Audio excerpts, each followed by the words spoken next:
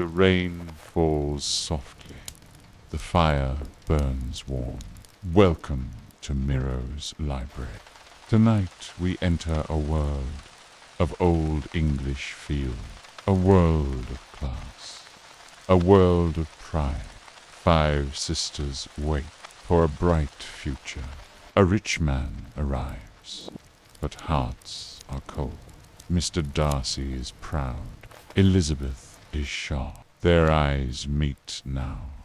In a crowded room, hate is born first, but love is hidden behind a thick fog.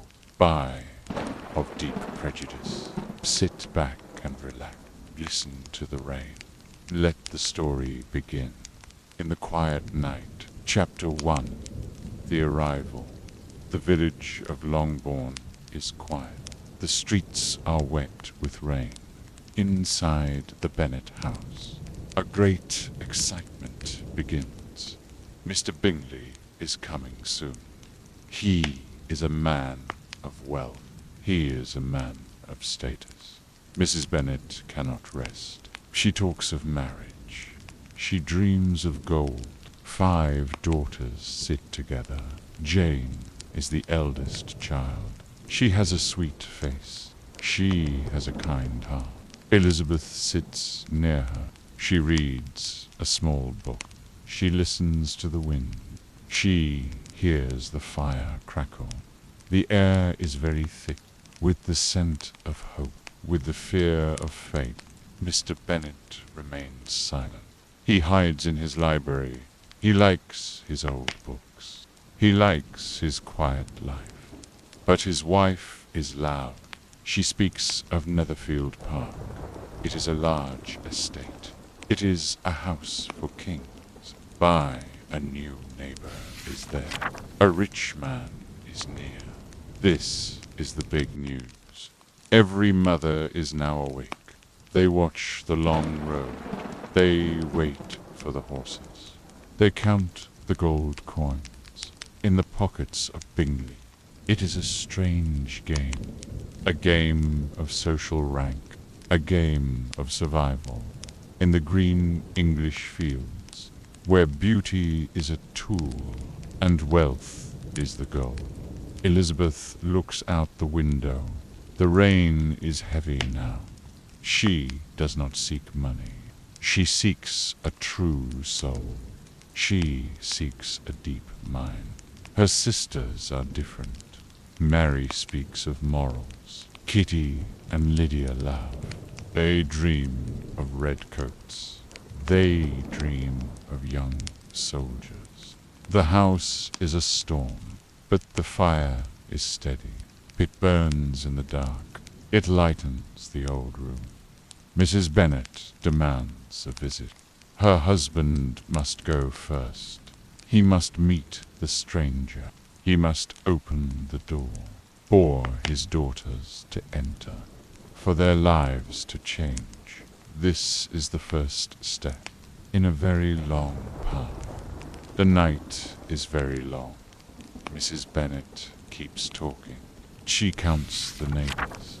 She counts the rivals. She fears other girls might win the rich man. She wants her Jane first, to be the lucky queen, By of Netherfield Park, to live in a palace, to escape the small house. Mr. Bennet smiles a bit. He teases his poor wife. He says he will not go. He says he does not care. This is his small joke. But she feels the pain. She feels the heavy clock ticking in the dark hallway. Each second is a chance, lost to the cold wind. But candles are burning low. The sisters go to bed. They dream of white silk, dream of big balls. Elizabeth stays awake. She thinks of the stranger. Is he a good man, or is he just a name written on a banknote? The world is very hard on a girl with no money. Morning comes with the sun. The rain is gone now. The grass is very green. Mr. Bennet goes out. He visits the new man. He does it in secret. He returns with a smile. He tells them the truth. He has met Mr. Bingley. The door is now open. The game has truly begun. Mrs. Bennet is so happy. She hugs her tired girls. She calls him a good father. She forgets her old anger. She plans a big party. She plans the best food, to impress the rich guest, to show off her jewels, which are very few. But her pride is very high. Jane is very nervous. She fixes her long hair. She looks in the mirror. She wonders about love. Will he like her face? Will he like her soul? Or will he just see a girl from a small town, with a noisy mother and a very strange father? The house is full of fear. Lydia is the youngest girl. She is very wild. She wants to dance fast. She wants to be seen. She does not care for books. She does not care for rules. She wants the bright lights. She wants the loud music. Her sisters watch her. They worry about her. Pews like a fire. Mary stays in the corner. She reads a heavy book. She thinks she is wise. She thinks she is deep, but she is very lonely. Vile in this house of noise. She seeks the quiet truth in the pages of ink, while the world outside is busy with small things, like money and weddings. Elizabeth walks in the garden. She feels the wet soil. She breathes the fresh air. She knows life is hard. She knows she is smart, but she is also afraid. Toe of a future with no love, a marriage of duty. She wants a real spark, not a gold cage, put of a wealthy man. The news of the visit reaches every single house. The village is buzzing, like a hive of bees. Who is this Bingley man? Is he as rich as they say? Does he have a title? Does he have a sister? The questions never end. They fill the morning tea. They fill the local shop. Mrs. Bennet is the leader, foot of this social army. She knows all the secrets. She knows all the names. She prepares for the ball, the grand ball of where the meeting will happen, where the fates will be set, under the yellow lights, or of 1,000 candles. The fire in the hearth is now just grey ash. The day is moving fast toward the big event. The sisters are busy with ribbons and lace. They want to look perfect for the man from the city, for the king of the park. Their hearts beat so fast, like birds in a cage. Elizabeth sits at her desk. She writes in her diary. She records her own thoughts. She records the madness of her mother and sisters. She finds it very funny, but also very sad. This is her small world, a world of expectations, a world of social masks that hide the real heart. The sun is setting now. The sky is turning red. The carriage is ready to take them to the ball, to take them to the test, to take them to their fate. Jane looks like an angel. Elizabeth looks very sharp. We step into the dark, toward the light of the room. The music starts to play. The violins are crying. The people are waiting for the star of the night, for the man of the hour. Mr. Bingley enters first. Here He is full of smiles. He is full of grace. But behind him is a shadow, a tall and silent shadow, who does not smile back. This is the end of the day, and the start of the tale. The sisters are standing in a line of beauty, waiting for a sign, waiting for a dance. The air is so quiet, despite the loud crowd. Every eye is on them. Every heart is on fire, with the hope of a change. Chapter 2. The Pride of Pemberley. The ball is very bright. The music is very loud. The room is full of faces. Mr. Bingley dances a lot. He is a happy man. He loves everyone he meets. He speaks to every lady. He smiles at every girl. Jane is his favorite partner. They dance 2 times together. This is a big sign. The village is very surprised, but the dark shadow remains.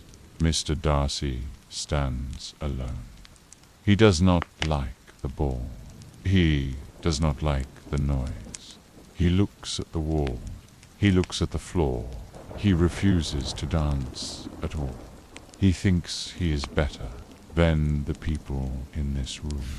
He comes from a high place. He comes from a world of gold. Mr. Bingley goes to his friend. He asks him to dance. He points at Elizabeth Bennet. She is sitting very near. She has no partner now. She is a pretty girl. She is a smart girl. But Darcy does not look. He says she is tolerable, but not handsome enough to tempt a man like him. His voice is very cold. Elizabeth hears every single word. She feels the sharp sting of his rude comment, but she does not cry. She does not feel small. She finds it very funny. She laughs with her friends. She calls him a proud man. She calls him a dull man. This is the first seed of her deep prejudice put against the master of Pemberley. The night moves slowly now. The candles burn short. The fire in the hall proves starting to die down. Mrs. Bennet is very angry. She hates Mr. Darcy. She calls him a monster. She calls him a snob. She tells everyone her thoughts. She does not care who hears. Her voice is like a bell. Bring in the cold air. Jane is in a dream. She thinks of Mr. Bingley. He was so very kind. He was so very gentle. She feels a new warmth in her quiet heart.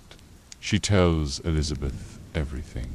When they go home, they sit in their room. The moon is very white. The trees are very still.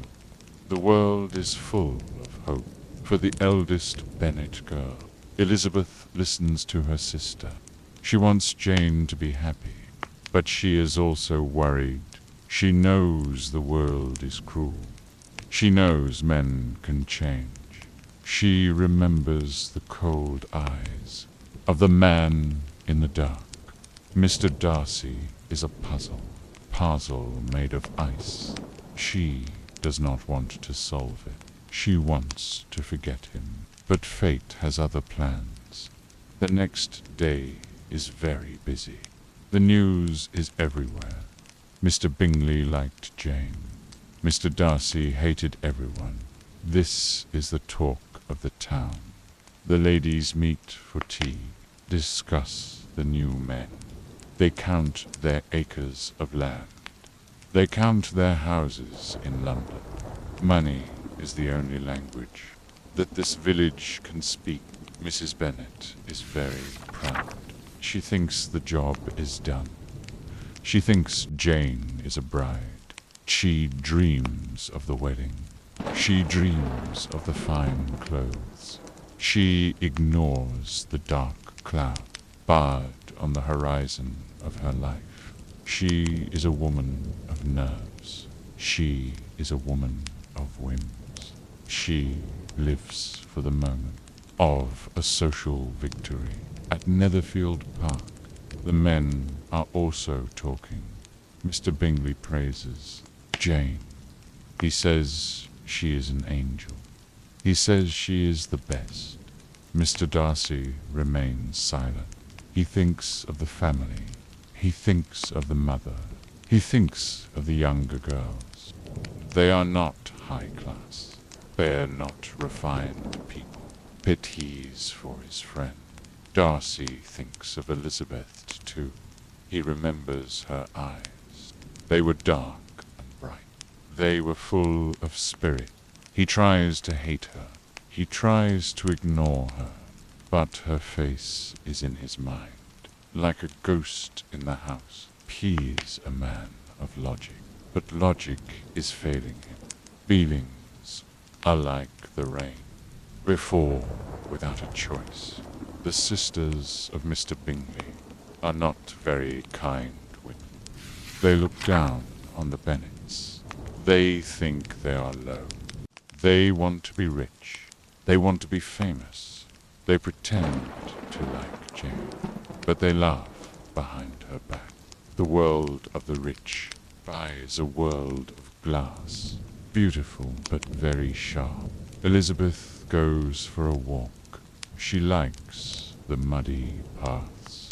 She likes the wild wind. She does not care for shoes. She does not care for hair. She wants to be free from the rules of the house, from the eyes of the world. She finds a quiet spot near the old oak tree. She sits and she thinks of the dance and the pride. She sees a horse far away.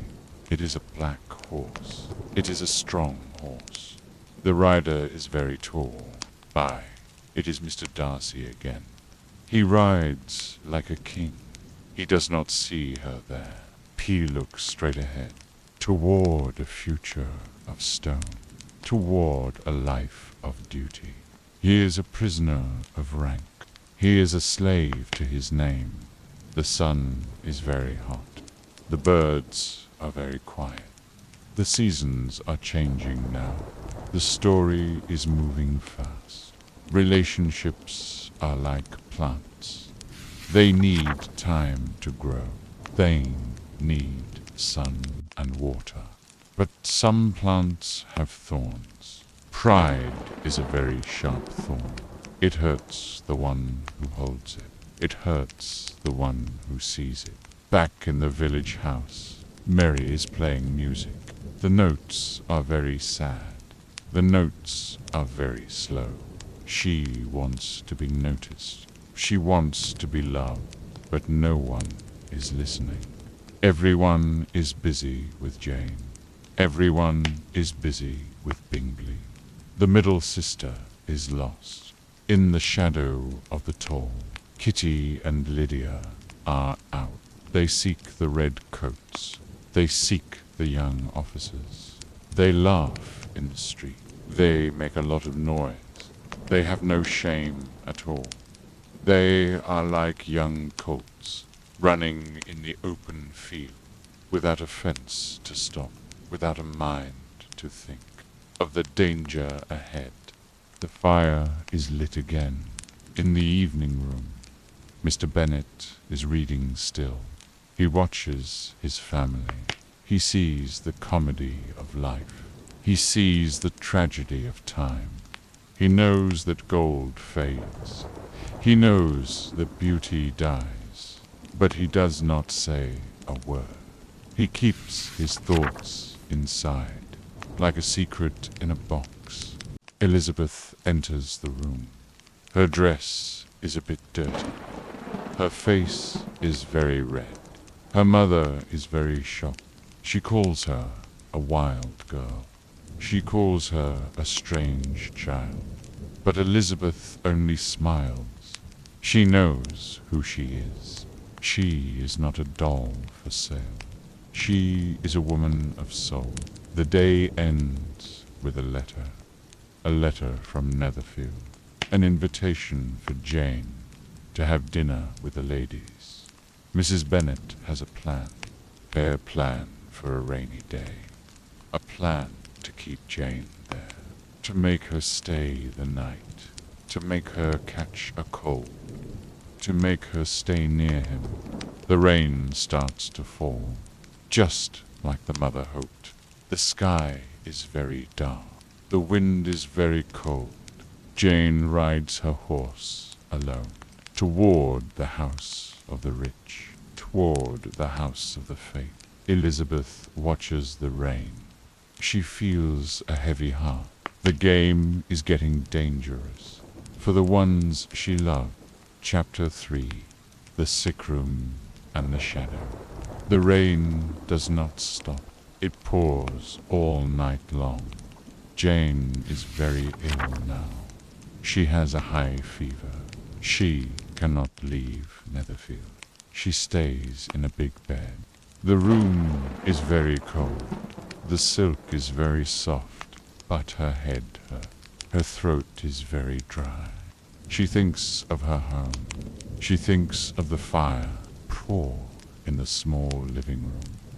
Mrs. Bennet is very happy. Her plan has worked well. Jane is staying there. Piercy is near Mr. Bingley. The mother does not care about the heavy cough, about the pale face. Peevish, she only sees the chance to win a rich husband, to save the family name from the dark hole by of poor social rank. Elizabeth is very worried. She cannot sit still. She cannot read her book. She wants to see Jane. She wants to help her. She decides to walk there. The roads are full of mud. The sky is very grey. The wind is very sharp. But she does not care. She has a strong heart. She has a loyal soul. She walks 3 miles alone. Her shoes are very dirty. Her dress is very wet. She arrives at the house. She looks like a wild bird. Her hair is messy now. Her face is very bright from the long, cold walk. The servants look at her. They think she is strange. They think she is low. The Bingley sisters laugh. They hide their red mouths. They whisper about her. They call her a mess. They say she is rude. Who to walk in the mud, to enter a fine house, without a clean dress, without a proper hat. Their hearts are like stone, wrapped in expensive lace. But Mr. Darcy is watching. He looks at her eyes. They are glowing with life. They are beautiful in pain. He feels a strange pulse in his silent chest. He does not join the laugh. He does not say a word. He is caught in a web of his own making. He likes her spirit. He fears her station. Elizabeth sits with Jane. She holds her hot hand. She gives her the tea. She talks in a low voice.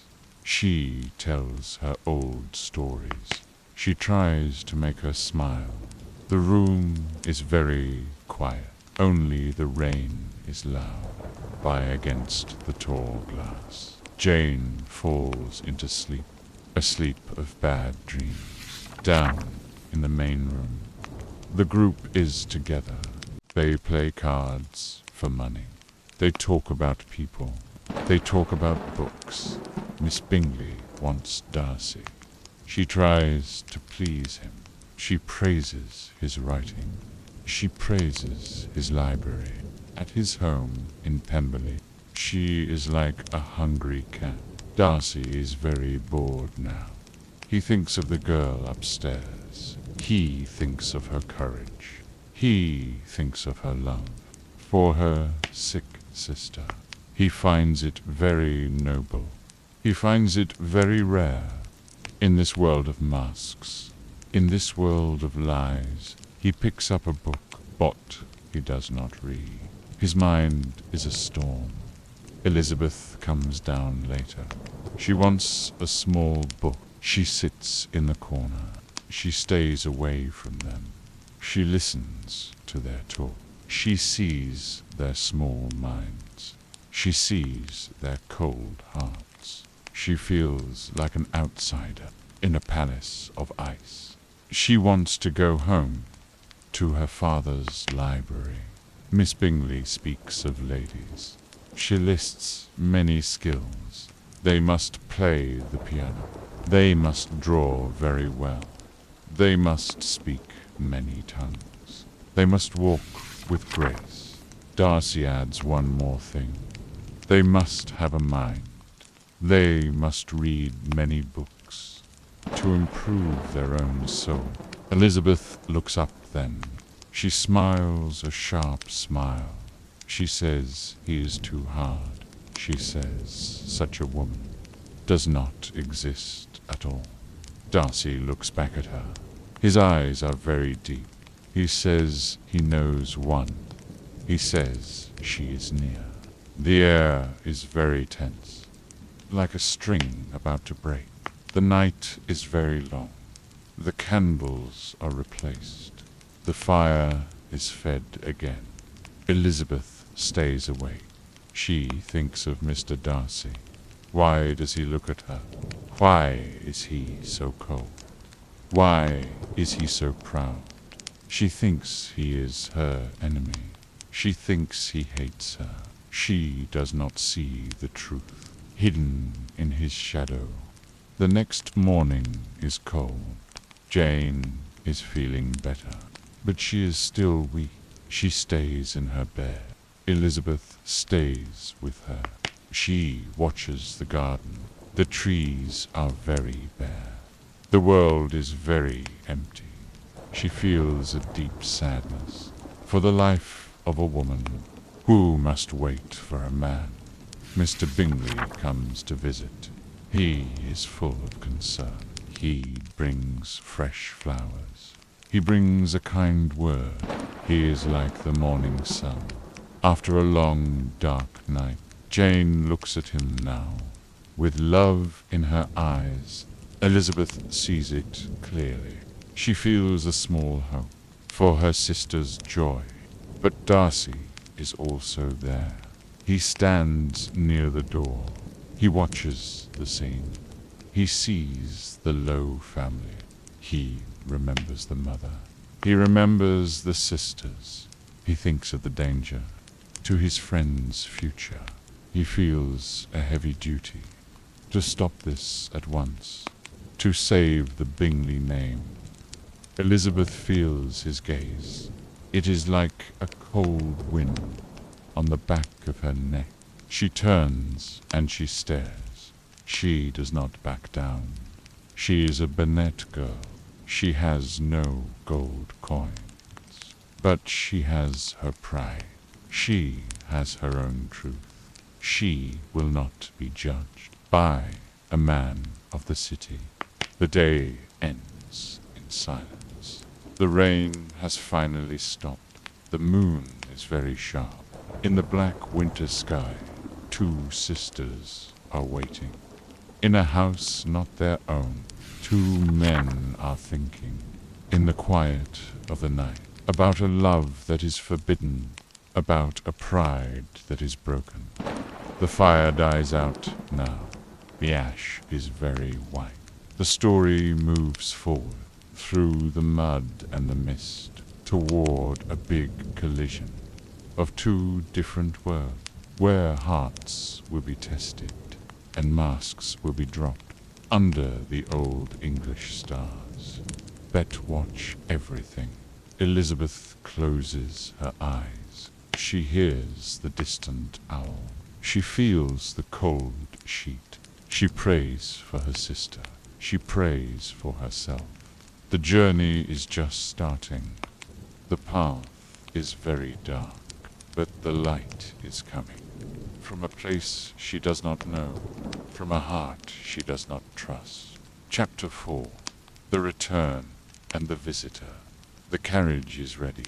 Jane is finally better. She leaves Netherfield Park. She says goodbye now. Mr. Bingley looks sad. He wants her to stay. He holds her hand. For a long moment, Elizabeth is very happy to go back home, to her own bed, to her own books. The air is fresh. The mud is drying. Under the pale sun, they arrive at Longbourn. Mrs. Bennet is disappointed. She wanted more time. She wanted more romance. But Jane is safe. That is what matters to the father's heart. He welcomes his girls. He closes his door. He seeks his peace. Ooh, in the dark library, away from the noise, cut of a mother's dreams. The house is full of the younger sisters. Kitty and Lydia talk. They talk of officers. They talk of dancers. They have no depth. They have no care. For the sick sister, for the tired sister, they only want fun. They only want noise. Life is a game. For their young minds, been in a small village. A letter arrives, then. It is very formal. It is from a cousin. Mr. Collins is coming. He is a clergyman. He is a strange man. He will take the house when the father dies, because of the law, because of the male line. The mother is scared. The sisters are quiet. Their future is thin, like a piece of glass. Mr. Collins enters now. He is very tall. He is very stiff. He speaks in long words. He praises Lady Catherine, pish rich, noble patron. He thinks he is wise. He thinks he is holy, but he is very dull. He is very proud. In a very small way, he seeks a wife, bile among the Bennet girls. He looks at Jane first. She is the beauty. But the mother speaks. She says Jane is taken.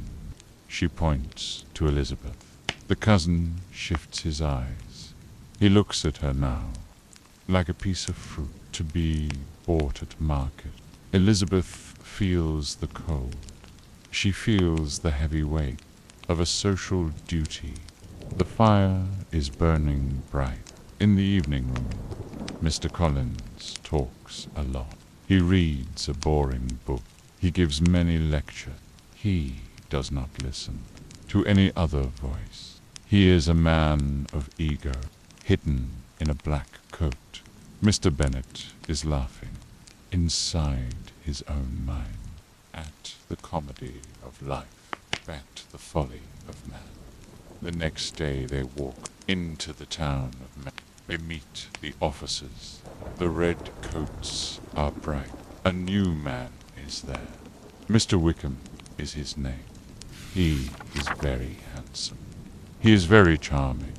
He has a soft voice.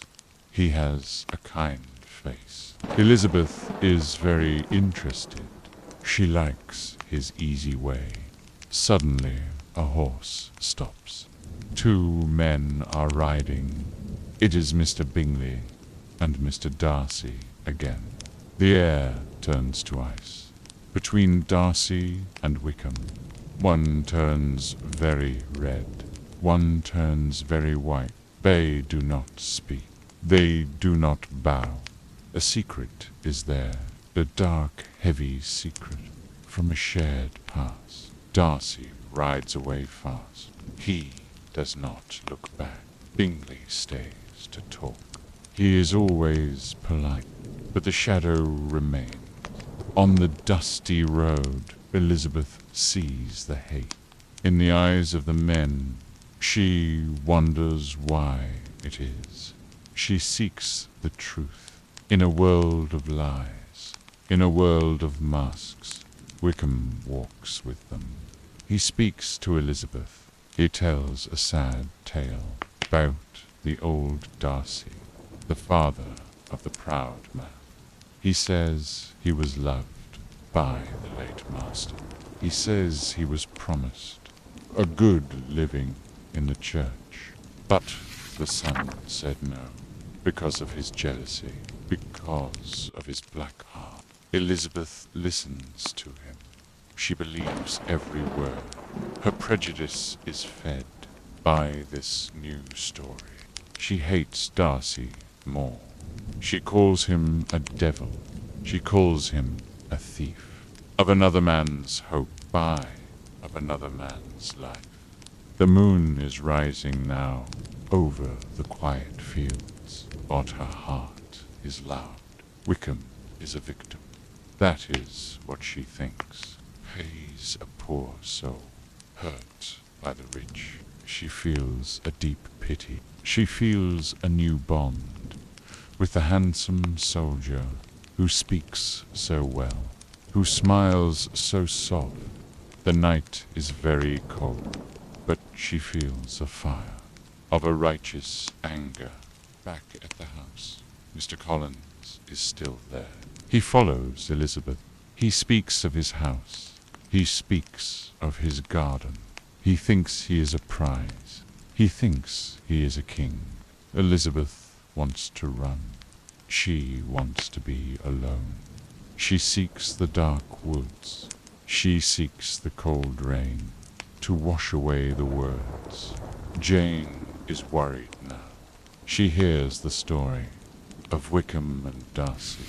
She tries to be fair. She says there is a mistake. She says Darcy is good because Bingley likes him. She cannot believe ill of any living soul. She is a white dove in a world of crows, in a world of sharp beaks. The ball is coming soon. The ball at Netherfield. Everyone is preparing. The sisters are excited. Mr. Collins wants a dance. He asks Elizabeth first. She cannot say no. She feels a great dread to dance with the cousin, to dance with the ghost. By a future she hates. She hopes to see Wickham. She hopes to dance with him, to show her support, to show her favor. She dreams of his face. She dreams of his voice. She ignores the warning in her father's eyes. She ignores the truth in the silent stars that watch the small game, coup of human heart. The night before the ball, the rain starts to fall. It is a steady sound. Against the old wood, Elizabeth sits by the fire. She thinks of the two men. One is a dark mountain. One is a bright river. She chooses the river. She fears the cold rock of the pride of Pemberley. The candles are blown out. The house is very still. Only the clock speaks. In the long hallway, the story is turning toward a great dance, toward a great truth that will change everything. Under the English sky, where dreams are born and pride is broken, Elizabeth closes her eyes.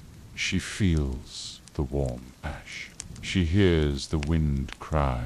She is ready for the test. She is ready for the ball. The path is narrow now.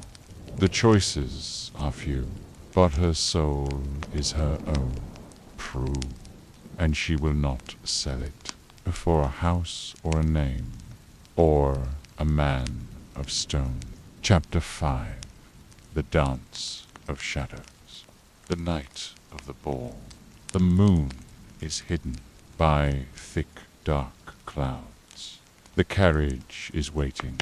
The sisters are ready. They wear their best.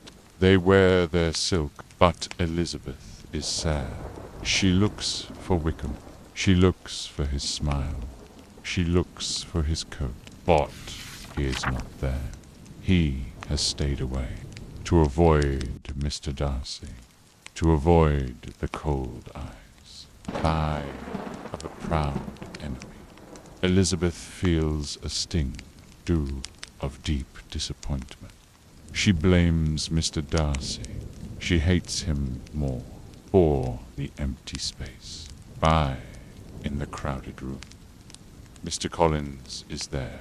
P claims his dance. He is very clumsy. He moves like a stone. P steps on her dress. He speaks of the church. He speaks of his patron. Elizabeth is very tired, full of his small mind, of his loud voice. Then a shadow moves. Mr. Darcy is near. He asks for a dance. Elizabeth is very shocked. She says yes now, without a clear thought. They walk to the floor. They stand in silence. The music starts slow. The violins are thin. The air is very cold between two proud souls who do not speak, who only watch the steps of the feet. Elizabeth speaks first now. She mentions Mr. Wickham. She speaks of his loss. She speaks of his pain. Darcy turns very stiff. His face is like iron. He says the man is bad. He says he is a liar. He warns her of him. But she does not listen. She sees only the pride. She sees only the wall, belle of a wealthy master who likes to judge. They dance in the light, bar of 100 candles. They move with the beat, but their hearts are apart. People are watching them.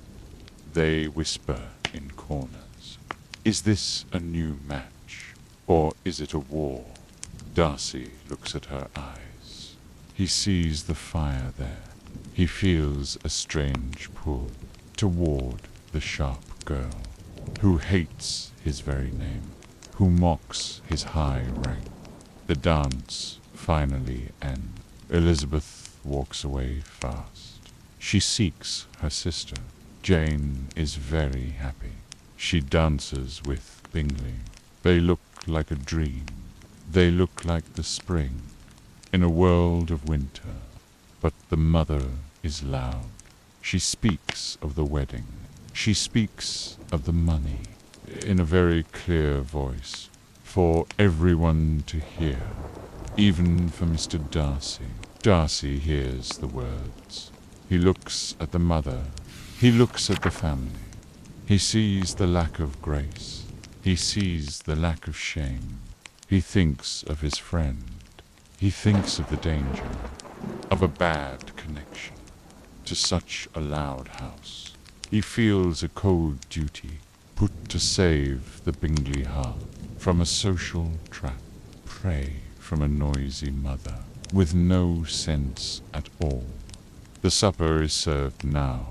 The wine is very red. Mr. Collins is speaking to the great Mr. Darcy. He does not know him, but he wants to be near. The power and the gold. Darcy is very rude. He does not answer him. He looks at the ceiling. He looks at the door. Elizabeth sees the scene. She feels a deep shame for her cousin's folly. Mary starts to sing. Her voice is not good. She wants to be grand, but she is just loud. The room is very quiet. The sisters are blushing. The father is watching. With a sad, tired look, he stops her at last. He tells her to sit. The family is a mess.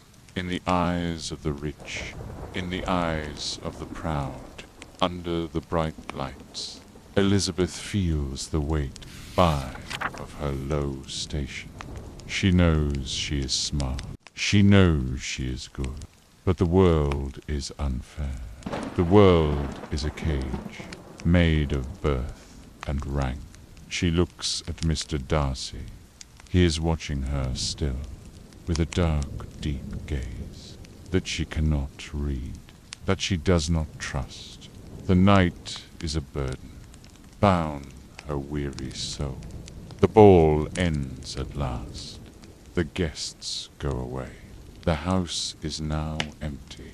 The candles are dead, but the Bennets go home, play in the cold night air. The mother is talking, Bet, of the rich Mr. Bingley, of the house in the park, but Jane is very quiet. She thinks of the dance. She thinks of the man who holds her heart in his gentle hands. Elizabeth stays awake in the dark of her room. She thinks of the dance with the man she hates. Why did he ask her? Why did he stay near? She feels a cold fear of a future unknown, of a story with no end.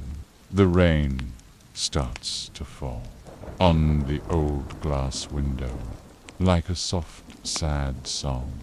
For a girl of no gold, Mr. Collins is waiting for the next morning. He has a big plan. He has a big speech. He wants a wife now. He wants a mistress. For his small parsonage, he thinks he is a hero. He thinks he is a prize. He does not know the heart of the girl. He does not see the pride in her soul that is equal to his. The sun is very pale over the wet fields. The story is moving toward a big no, toward a big change. The sisters are busy. The mother is hoping, but the father is silent. In his room of old books, he knows the truth. He knows the cost come of a marriage with no love, of a life with no soul. The fire is lit again. In the morning room, Mr. Collins enters now, with the very stiff back. He asks for Elizabeth. He asks to be alone. The sisters all leave, with a laugh and a look. Elizabeth stays there, like a bird in a trap, ready to fight, ready to say what must be said in the light of the day. This is the end, by of the first half, by of the grand meeting, of the great dance. The shadows are long, the air is very tense. The words are ready to break the peace, to change the path, man of a family in need, over girl in a storm, under the English sky, where fate is a king, and love is a dream. Elizabeth breathes deep. She looks at the man. She hears the first word, pose of a proposal of duty. She prepares her mind. She prepares her heart for the battle of wills, for the war of the ranks. The clock is ticking fast in the quiet hallway as the sun rises higher over the green hills of a world of rules. Chapter 6. The Broken Proposal. The morning sun is cold. It shines on the carpet. Mr. Collins stands very tall. He clears his dry throat. He begins his long speech. He speaks of his rank. He speaks of his house. He says it is time to take a young wife to please Lady Catherine. He does not speak of love. He does not speak of heart. He speaks of a contract. He speaks of a deal between two distant cousins. Elizabeth sits very still. She looks at his face. She sees no passion there. She sees only a plan. He offers her a home. He offers her a name. He thinks she is lucky. to have such a chance, because she is poor, because she has no gold. He talks for a long time. His words are like lead. They fall on the floor, by with a heavy, dull sound. Elizabeth breathes deep. She waits for the end. She stands up at last. She speaks very clearly. She says a firm no. She thanks him for the offer, but she cannot accept it. She does not feel happy. She does not feel a spark. Mr. Collins only smiles. He thinks she is shy. He thinks she is acting like a modest young girl. P says she is charming. In her little refusal, he does not hear the truth. He does not see the wall. Elizabeth speaks again now. Her voice is more sharp. She is not being shy. She is being very real. She will never marry him. Not today or tomorrow. Not in 1,000 years. She seeks a true partner. She seeks a deep bond. Mr. Collins is shocked. His pride is now hurt. He looks at her eyes. He sees the firm spirit. He sees the dark fire. He realizes his mistake, but he does not understand. The mother enters the room. She is full of joy. She expects a yes. She expects a wedding. But Elizabeth runs out. She seeks the green fields. The mother is very angry. She calls for her husband. She demands a command to force the girl's hand, to save the big house. Mr. Bennet is quiet. He looks at the storm. He looks at the mother. He calls for his daughter. In his room of old ink, Elizabeth enters the library. She is ready to fight. She is ready to cry, but her father just smiles. He gives her a choice of two paths. If she marries the cousin, her father will leave her. If she does not marry him, her mother will hate her. He chooses the daughter. He chooses the soul. Over the walls of the house, over the safety of gold, Elizabeth feels a light tin her heavy chest. The cousin is very bitter. He leaves the house soon. He seeks another girl. He seeks Charlotte Lucas. She is the friend of the family. She is very practical. She is very tired of waiting. She says yes to him.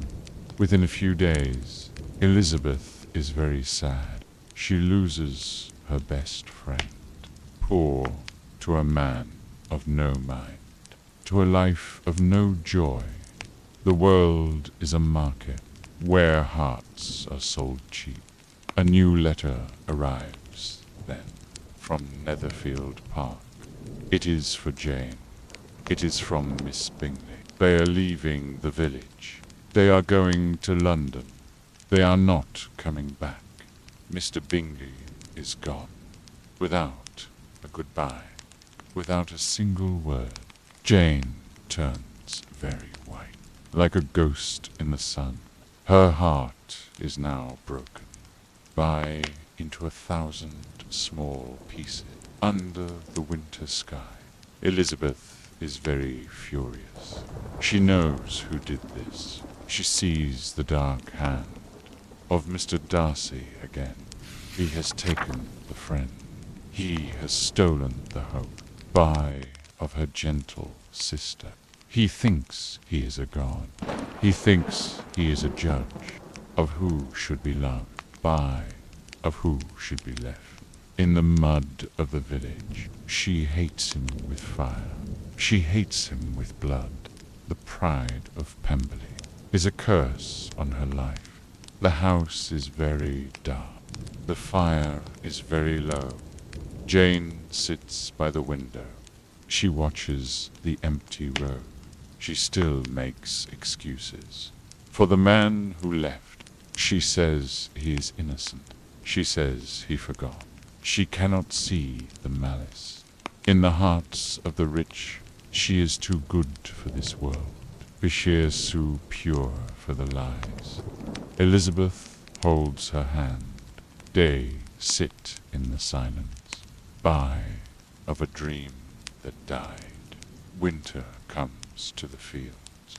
The frost is very white. The trees are like skeletons, pale in the cold grey air. Mr. Collins is married. Charlotte is gone. To the house in Kent, to the life of a shadow. Elizabeth feels alone. In her own family, her mother is moaning. Her sisters are wild. The father is hiding. By in the pages of books. The story is standing still, like a frozen river. But a journey is coming. A journey to the south. Elizabeth will go to visit her friend. She will see the cousin. She will see the patron. She will see the world. Beyond the small hills, tell you how to of her little home. She packs her small bag. She packs her heavy heart. She seeks a new light, binned in the dark of the year. She seeks a new path through the snow and the ice. Jane goes to London too, to stay with an aunt, to find her lost love, to seek the Mr. Bingley. But the city is large. The city is cold. The rich are behind walls, by of stone and of silk. They do not answer the door. They do not send a note. The silence is a wall that no one can climb. The dove is lost now in the smoke of the town. Elizabeth travels fast in the cold wooden carriage. She sees the new lands. She sees the big estates. She arrives at the parsonage. She sees her old friend. Charlotte is very calm. She has a house now. Prise has a garden to tend. She has a man she ignores. It is a life of peace, without the spark of love. It is a safe cage in a world of storms. Suddenly, a visitor comes to the great house near. Lady Catherine is there, by, and her nephew is with her. It is Mr. Darcy again. He has followed the path. He has entered the scene in the garden of Kent, under the old tall trees. Elizabeth sees him. Her heart beats with hate. Her heart beats with fear. The war is not over. The dance is still on. In the quiet of the woods, he looks older now. He looks more silent. He watches her walk. He watches her read. They meet in the forest. They meet by the stream. The words are very few. The air is very thick. Here he is still the mountain. Here she is still the river. But the river is rising against the hard rock. The sun is setting red over the hills of the south as the truth prepares to break the old ice. Elizabeth closes her eyes. She hears the wind in the pines. She thinks of her sister. She thinks of the pain. She is ready for the clash. She is ready for the truth. Whatever the cost, whatever the end, she will not bow down to the pride of a man. She will stand her ground in the cold winter light as the story turns toward a new day, toward a final choice. Chapter 7. The Storm and the Letter. The rain returns to Kent. It beats on the glass. Elizabeth stays at home. She is alone today. The others are away at the great house of Lady Catherine. The fire is low. The room is dark. Suddenly, the door opens. Mr. Darcy enters. He looks very pale. He looks very wild. He walks the floor. He does not speak. Elizabeth is confused. She is very still. The air is electric, like a coming storm. In the quiet forest, he stops at last. He speaks with passion. He says he loves her. He says he struggled against his better judgment, against his family rank, put against her low birth. He asks for her hand. He expects a yes, because he is rich, because he is Darcy. He thinks he is kind to offer his name to a girl with nothing, but his words are cold. They are full of pride. They are full of insults to her very soul. Elizabeth stands up. Her face is red. She feels a great fire, pride, righteous anger. She says a loud no. She tells him why. He has ruined Jane. He has broken a heart. He has been cruel to the poor Wickham. He's the last man in the whole world that she would marry. She calls him a coward. She calls him a snob. The wall is now built between two worlds, bend of stone and of silk. Under the heavy rain, Darcy is very shocked. He turns very white. He looks at her eyes. He sees the deep hate. He does not fight back. He does not yell.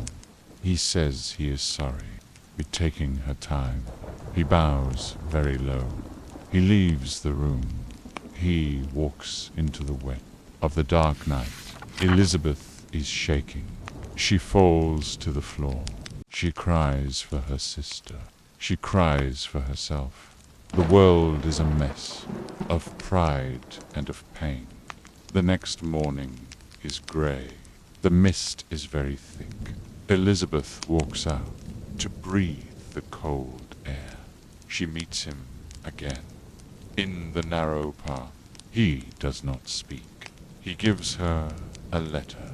He goes away fast, like a ghost in the fog. She opens the paper. Her hands are cold. She reads the words, written in black ink, under the tall trees of the ancient woods, where secrets are kept from the eyes of men. The letter is long. It is very honest. He speaks of the friend. He speaks of Mr. Bingley. He says he was wrong about Jane's heart. He thought she was cold. He thought she was shy. He wanted to save Repue's friend from a trap.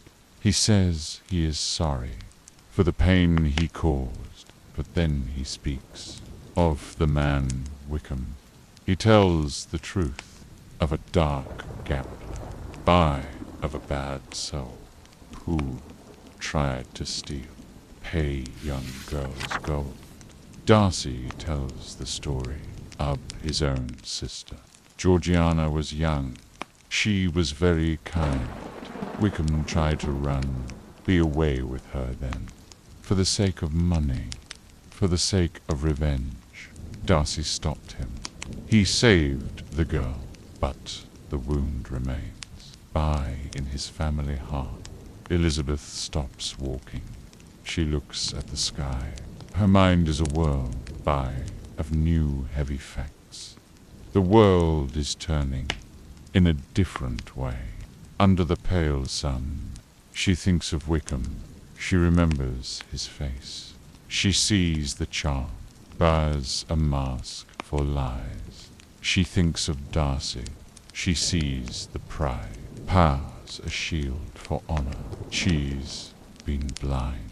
She has been wrong. Her prejudice was a fog. Bet hid the real man. She feels a deep shame for her own sharp tongue, for her own quick judgment. She is not as smart as she once thought. She is just a girl. In a world of shadows, she reads the letter again. She feels his pain now. She sees the burden, part of a great estate, of a great name. He is not a monster. He is just a man who is very lonely, who is very proud, but he is also noble. He is also true. She looks at the trees. They seem more green. The air is more clear, but the bridge is broken. She has said the words. That cannot be taken. Back to the heart. The days pass by. In the quiet house, Elizabeth is silent. She thinks of the letter. She thinks of the man. She leaves the south soon. She returns to her home, to the noisy house, to the empty road. Jane is back too. She is still sad. She is still pale. Elizabeth wants to tell the truth of the letter, but she keeps it inside, like a heavy stone. Be in a deep well of a quiet mind. The militia is leaving. Meryton is quiet now. Lydia is going to the town of Brighton with a friend of the army. She is very happy. She is very wild. The father lets her go. He wants some peace. He does not see the danger ahead. He does not know the cost of a girl who has no sense but her own honor. In a world of wolves, Elizabeth is afraid. She sees the red coats. As a sign of trouble, a new trip is planned with the aunt and uncle to the north of England, to the hills of Derbyshire. Elizabeth says yes. She wants to see the wild, dark moors, the old grey stone. They travel for days in the summer sun. The world is beautiful. The world is large. She feels a new hope. In her weary soul, she seeks a new light in the green of the wood. Away from the gossip, they arrive near Pemberley, the house of Mr. Darcy. The uncle wants to see the great big estate. Elizabeth is scared. She does not want to meet the master. She hears he is away.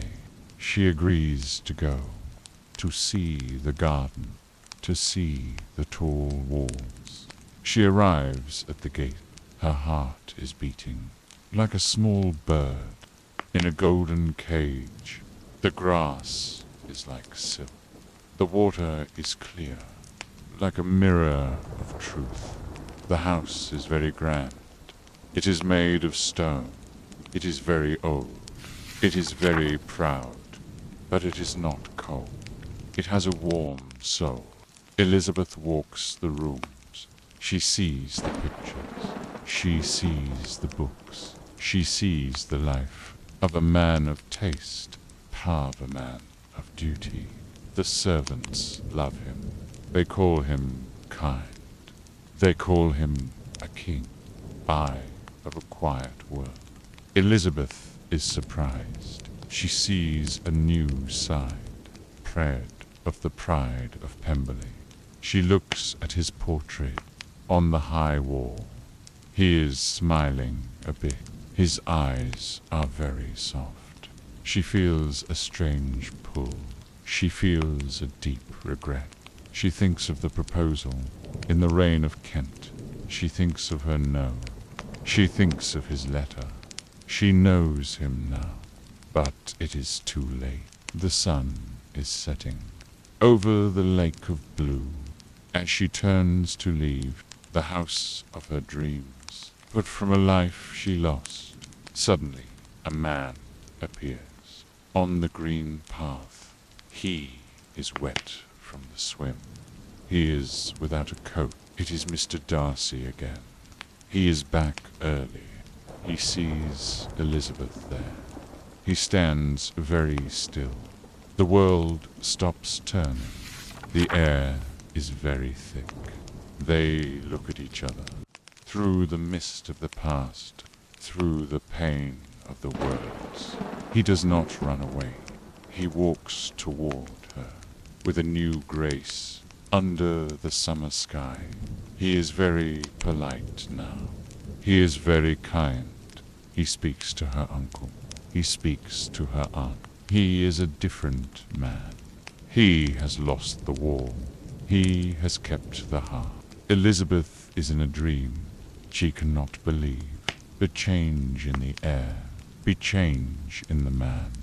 The sun is very bright on the water of the lake as the story prepares for a new beginning in the heart of the north where truth is born.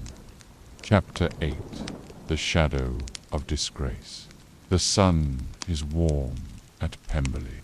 The grass is very green. Mr. Darcy is a new man. He is kind to everyone. He asks to meet the aunt. He asks to meet the uncle. He invites them to fish. He invites them to dinner.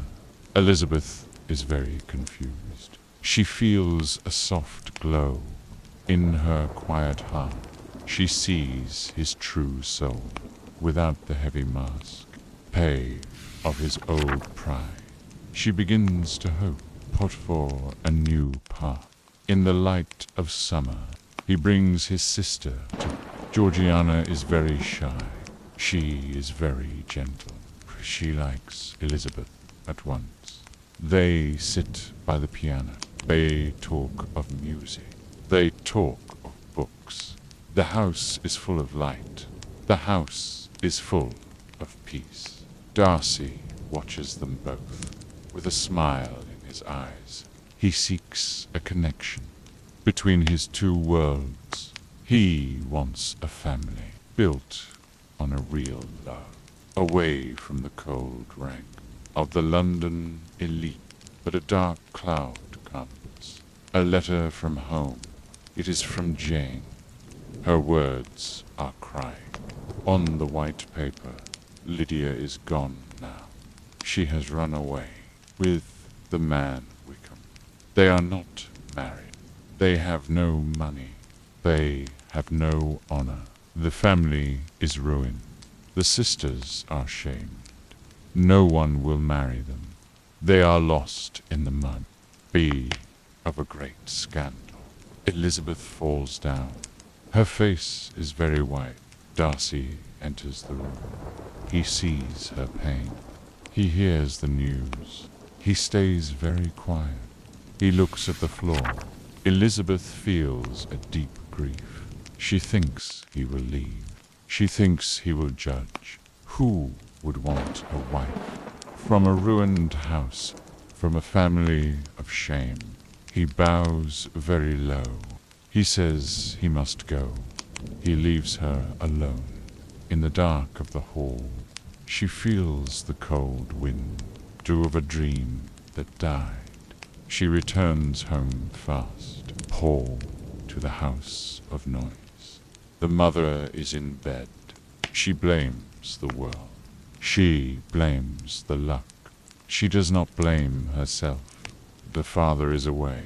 He seeks the lost girl in the streets of London, but he finds nothing. Only the cold rain. Only the hard stone. Jane is very tired. She holds the family with her small hand, with her big heart. The house is a prison of a black disgrace. Days pass like years. Hope is very thin. Then a letter arrives from the uncle in town. Lydia is found at last. Wickham will marry her. But a price is paid, a large sum of gold, to save the girl's name, to save the family's life. The mother is happy. She speaks of the wedding. She speaks of the clothes. She forgets the sin. She forgets the cost. She only sees the show. Daughter's victory. Lydia comes back home. She is very proud. She shows her gold ring. She laughs at her sisters. She has no shame at all. She speaks of the man. She calls him a hero. Elizabeth is very sad. She sees the truth. Of a forced marriage. Bile the life of lies. Then Lydia speaks a word, a name in the dark. She says Mr. Darcy was at the wedding. He was the witness. In the small church, Elizabeth is shocked. She writes to her aunt. She seeks the truth. The answer comes soon. Darcy did everything. He found the man. He paid the debt. He bore the marriage. To save Elizabeth's name. To save her sister's hope. He did it in secret. He did it with no praise. He did it for love. For a girl who said no. In the reign of Kent. He is the real hero. In a world of masks. He has broken his pride. Elizabeth walks in the field. She feels a great weight on her own soul. She has been so wrong. She has been so blind. He has saved her family at the cost of his gold, at the cost of his name. He loves her still, despite the dark shame, despite the low birth. She looks at the sky. The stars are very bright. She seeks his face in the shadow of the night. She wants to say thanks. She wants to say more. Mr. Bingley returns too. He comes to the house. He seeks the Lady Jane. Darcy is with him. He gives his blessing. He admits his mistake. He lets the love grow. Bingley asks the question. Jane says a loud yes. The house is full of joy. For the eldest girl, the sun is rising now, till over the green hills.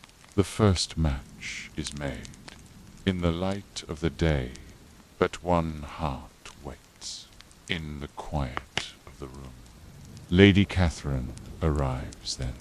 She is very angry. She seeks Elizabeth, beam the garden path. She speaks of a rumor, of a match with Darcy. She calls it a crime. She calls it a shame. She demands a promise to never marry him, to stay in the mud. Dover Low Station.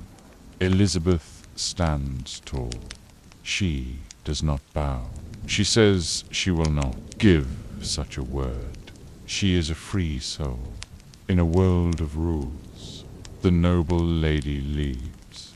She goes to her nephew. She tells him the news.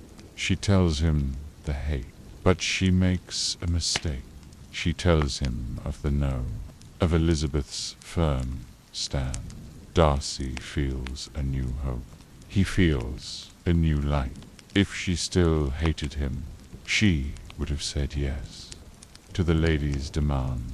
Privity seeks the road to the village of He seeks the girl of the sharp dark eyes, bay mute on the path, under the autumn trees.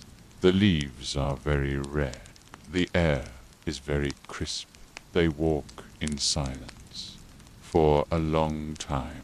Darcy speaks at last. He says his feelings are still the same. He thanks her for the no, to his aunt's command. Elizabeth looks up. Her eyes are full of tears. She tells him of her heart. She tells him of her love. She says a soft yes. Under the golden sky, the pride is gone now. The prejudice is dead. They are just two souls. In a world of truth, he has found his equal. She has found her king. They speak of the past. They speak of the pain.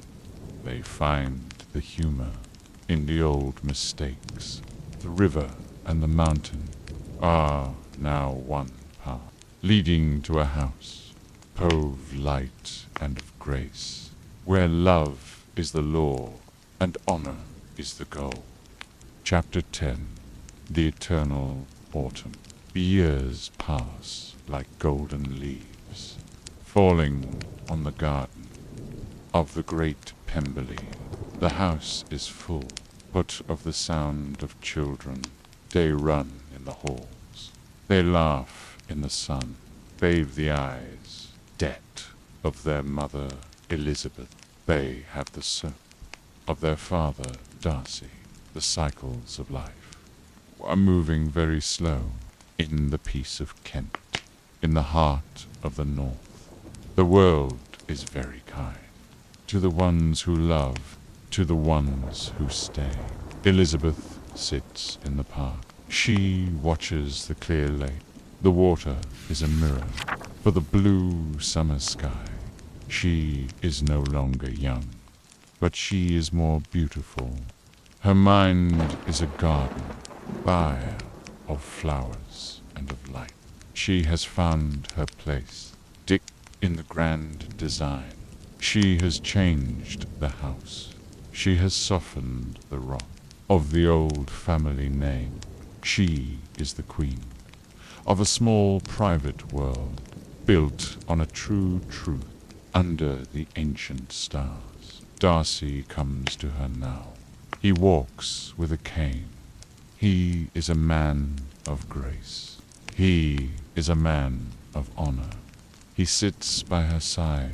He takes her thin hand. They do not speak at once. They know the silence. It is a warm blanket come over their long journey, from the dance in the mud to the peace of the stone. He looks at his wife. He sees the same spark that lit the dark night. Be his lonely past life. Jane and Bingley visit soon. They bring their own joy. They live near the river, in a house of white silk. They are still the same, kind and very gentle. Their love is a song that never ends at last. They talk of the mother, who is still very loud, who still speaks of money. In the village of Longbourn, they laugh at the memory, of the old social game, which they played so well, without a sharp tooth. The father is gone now. He sleeps in the earth, near his old library. He left a small note for his favorite girl. He said he was proud. Tale of the river she became. He said he was happy to see the mountain moon. Elizabeth reads the words every single winter day. She feels his warm spirit in the pages of ink, built in the smell of the books, for she keeps his memory like a secret in a box in the hall of her heart. Mary is the lady of home. She cares for the mother. She has found a new part in the works of the soul. She writes many letters, put to the poor and the weak. She is no longer lost in the shadow of others. She has found her own light in the service of men. Kitty is a woman of town. She lives with the aunt. She has a fine husband who is very polite. She is a quiet star in the sky of London. Lydia is a wandering soul. She moves from town to town. She follows the redcoats. She follows the false gold. Wickham is a tired man. He has lost his charm. He has lost his teeth. They fight in the dark. They cry in the rain. Their life is a lesson. Tell of a heart with no root. Bays. Elizabeth sends them money. Every single year. She does it for the name. She does it for the blood. Lady Catherine is very old. She stays in her chair. She watches the clock. She has no more power over the lives of men. She has accepted the match, due of her nephew and the girl, because he is rich, because she is noble. By in the way that matters. Darcy visits her still. He is a man of duty. He is a man of peace.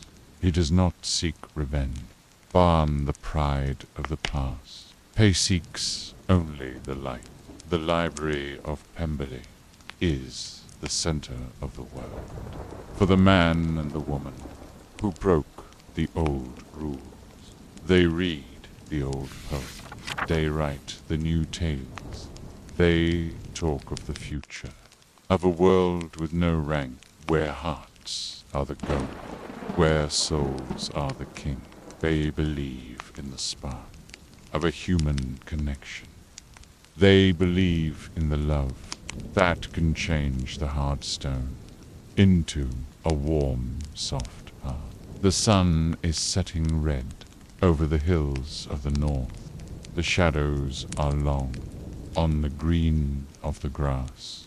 The fire is lit again in the evening room. The ash is very white. The air is very quiet. Only the clock speaks in the long high hall. The story is over, but the life goes on through the days and the nights of a family of grace under the English sky, where dreams are real. Elizabeth closes her eyes. She hears the wind cry.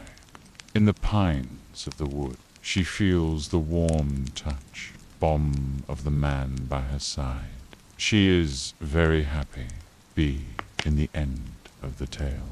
From the hate to the love, from the mud to the silk, the journey was worth every single cold mile, every single sharp word. She has won the game, but without losing her soul, without selling her heart. Darcy kisses her forehead. He calls her his life. He calls her his queen. They stand by the window. They watch the new moon, rising over the lake like a silver thin boat on a sea of dark blue. The world is at peace. The world is at rest. Bend the library of Miro, where the fire is warm and the rain is a song. Put for a heart that is true, for a soul that is one. The candles go out now. The room is in dark. Only the moon shines on the faces of two who became a single one. Freeze through the pride and the pain, through the mist of the years. The end is a start, bubble of a story with no word, written in the air, written in the heart of a world that is good, build of a world that is light, under the old stars of a quiet night. This is the final word of the grand meeting, Pride and the Prejudice. The mountain has melted, the river is calm. They are the same path, leading to the light, often eternal autumn, in the hills of the soul, where peace is the king, and love is the goal. Rest now in warmth of a tale well told, in the library of Miro, where the story never dies.